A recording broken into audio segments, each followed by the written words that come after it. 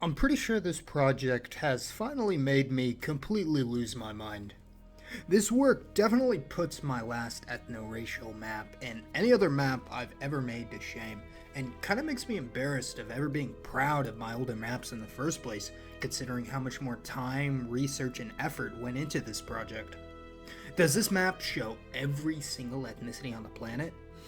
Ha, no. For all intents and purposes, that is currently outside of the realms of possibility, for me at least, considering there are somewhere near 1,000 different distinct ethnic groups that could be categorized worldwide. So really, this map is just scratching the surface of what there is to explore when it comes to the diversity of humanity. In the past couple years of reviewing and revising my previous work, I noticed that I had made quite a few errors in the classification and distribution of certain people groups.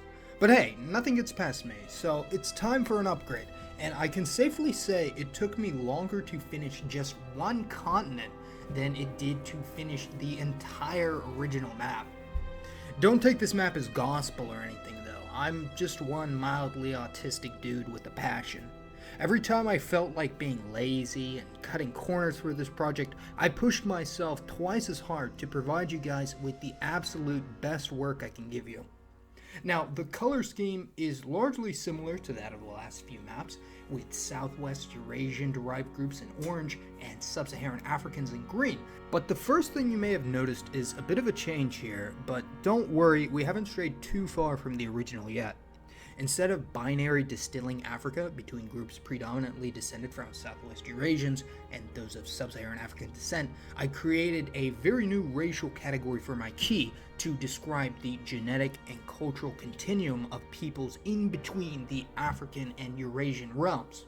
Represented by various shades of gold, the people of the Sahel, such as the Zaghawa, Tuareg, Horn Africans, and the Arabs of Mauritania, Sudan, and Chad cannot be decisively placed into either the African or Southwest Eurasian groupings, as these groups are significantly mixed and their percentages of Western Eurasian DNA usually ranges from the 30 to 70% range, depending on the individual and ethnic group. It just makes more sense this way. This makes for a much smoother and more realistic transition from Sub-Saharan Africa to North Africa. Unlike on my previous maps, no one country is even close to being displayed as ethnically homogeneous, with perhaps the exception of Somalia, with around 95 to 99% of the country's population being ethnic Somalis, making it one of the most ethnically homogeneous countries in the world, actually. For instance, on my last map, countries like the Congo, Angola, Zambia, Malawi, and Mozambique were pretty much portrayed in only one color representing the Bantus. However, let's not be lazy, and even though there are hundreds of distinct Bantu languages and peoples, we can divide them into larger macro groups based on geographic, linguistic, cultural, and ancestral differences. Just why are there so many different ethno-linguistic groups in Africa compared to Europe or Asia? Well, for starters, Europe actually used to be quite ethnically diverse as well, before the series of genocides, pogroms, forced relocations, and migrations that evicted, say, all of the Germans from Eastern Europe, or the Greeks out of the Northern Balkans, or saw the assimilation of various ethnic minorities throughout the 19th and 20th centuries. At over 400 million people, the Bantu, or Bantu, make up the overwhelming majority of the population of sub-equatorial Africa, and although they do have a relatively common origin in West Central Africa in the past 2 to 3,000 years, there are still many genealogical differences between them. For instance, in southern Africa, the Xhosa and Tswana ethnic groups have some of the highest proportion of Khoisan or Bushman ancestry of any Bantu-speaking groups, while Bantu speakers from Uganda or Kenya may have varying levels of Nilotic or Cushitic ancestry respectively. The Swahili are known to have influences from a variety of non-African sources, especially Persia and Arabia, while the Comorians, in between the Swahili coast and Madagascar, are known to have significant Asian DNA. As for the bulk of the Bantu peoples, though, I mostly use the Guthrie classification, which, if you don't know, is the grouping of similar Bantu peoples from an ethno-linguistic perspective pioneered by Malcolm Guthrie and A.E. Mewson, who were just two guys who traveled to Africa in the mid-20th century and truly pioneered our understanding of Bantu languages and peoples. So, anyone who's anyone has clearly heard of the Kagalagadi, Zulu, Swahili, or Soto people, whom I've mentioned in videos in the past, but for some of the more obscure groups like the Mongo Nkundu, Salapasu, Nyamba, Nyamwezi, Kongali, or countless hundreds others, they're grouped together with similar ethnicities. Also, something you may have noticed is that I also divided between religious groups as well, considering that in certain areas of Africa and the world, religion is seen as more of a divisive factor than ethnicity is. So it's best to cover all of our bases, even though this did add significantly to the total workload. When we look at West Africa, groupings become increasingly muddled though, since more classifications are less than airtight, and even the concept of a single Niger Congo language family is considered somewhat dubious by some, and hence I've divided down about as far as I think it's reasonable to go. Any further in the map would just be more cluttered than it already is, and frankly unreadable. In West Africa, you have groups like the Fulani, a stateless ethnicity who are scattered throughout the entire region and even stretch as far east as Sudan, while the overall largest ethnic group in all of sub-Saharan Africa would actually be the Yoruba and related peoples in Nigeria, Benin, and Togo. I tried to find a healthy middle ground between actually dividing groups accurately in a manner that makes sense and also making it simplistic enough so that the average Joe could somewhat follow along if they have a level of familiarity with the demographics of said region. Although for the time being, I only split between two groups, Islamic peoples, while Christians and animists are actually grouped together since it was quite difficult to find accurate and consistent sources regarding those who practice indigenous religions throughout Africa. The largest ethnic group in Africa would actually be the Arabs, numbering over 200 million in the north. But are North Africans really Arabs?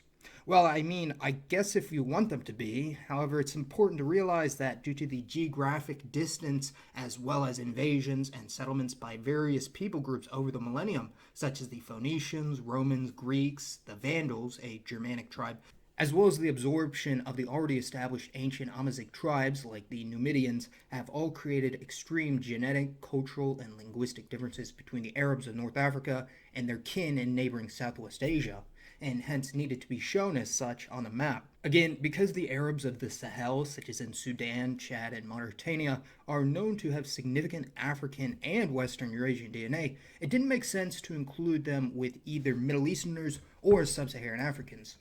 After all, tests have actually found that the groups most closely related to the Sudanese Arabs are actually Ethiopians, rather than other Arabic speakers from the Middle East. Speaking of Ethiopia, I know how upset people were at me for only having a few divisions in the Horn of Africa last time, especially Somalis, who considered themselves to be too distinct to be lumped together with the Oromo, Afar, and other Cushitic peoples. Now, not only have I distinguished between the major ethnicities belonging to the Cushitic and Ethio-Semitic peoples in the Horn, but I also showed the religious divide as well, with the Oromos having a very large Islamic minority in the east. Smaller peoples such as the Khoisan and Pygmies, who are noteworthy for being indigenous to sub-equatorial Africa prior to the Bantu expansion, are still present in small, concentrated clusters throughout southern and eastern Africa, and are definitely physically distinct from the West African-derived Bantu inhabitants that surround them, as I've discussed in previous videos. However, one thing that has always been difficult for anthropologists to express are people groups who are a result of two or more highly distinct gene pools and cultures fusing into one, which are represented here in various shades of muddled gray.